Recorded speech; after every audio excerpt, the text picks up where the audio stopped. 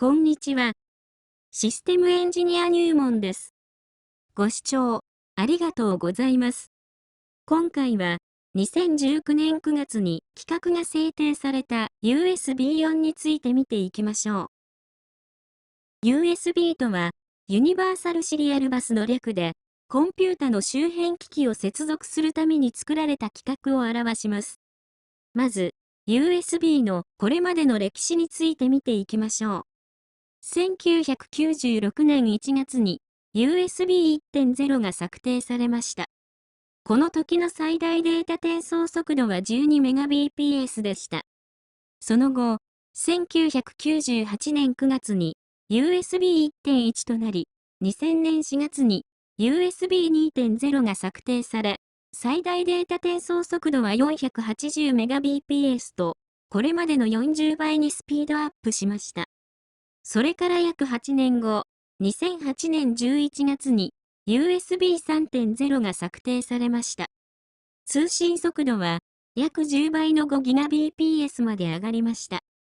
2013年8月に USB3.1 が策定されました。この時、これまでの USB3.0、USB3.1、ジェネレーション1と呼び、拡張された規格をUSB3.1、ジェネレーション2と呼ぶようになりました。USB3.1、ジェネレーション2は、ジェネレーション1の最大データ転送速度の倍の 10Gbps になりました。2017年7月に USB3.2 が策定されました。この時、これまでの USB3.1、ジェネレーション1は、USB3.2、ジェネレーション1となり、USB3.1、ジェネレーション2は、USB3.2、ジェネレーション2と呼ぶようになりました。新しく拡張された規格は、USB3.2、ジェネレーション 2x2 と呼び、最大データ転送速度が、ジェネレーション2の倍の 20Gbps になりました。現在は USB3.2、ジェネレーション 2x2 が製品化されつつあります。2019年9月に USB4 が策定されました。これまでの USB は USB と数字の間に半角の空白があったのですが、USB4 からはこの空白がなくなりました。USB3.2、ジェネレーション 2x2 は USB4、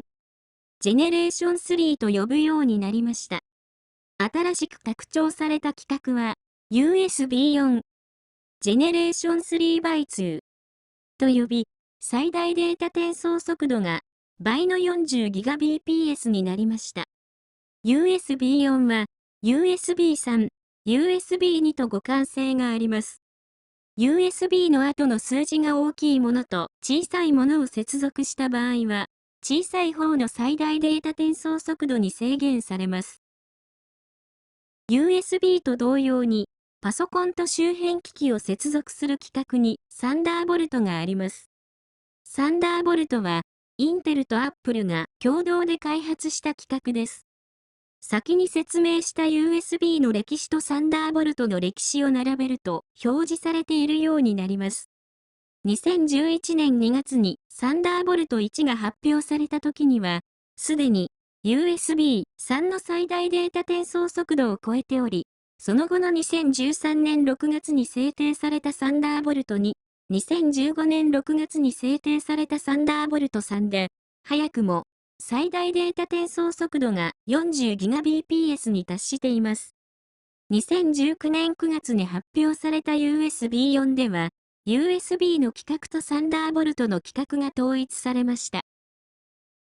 USB とサンダーボルトのコネクタの形について説明します。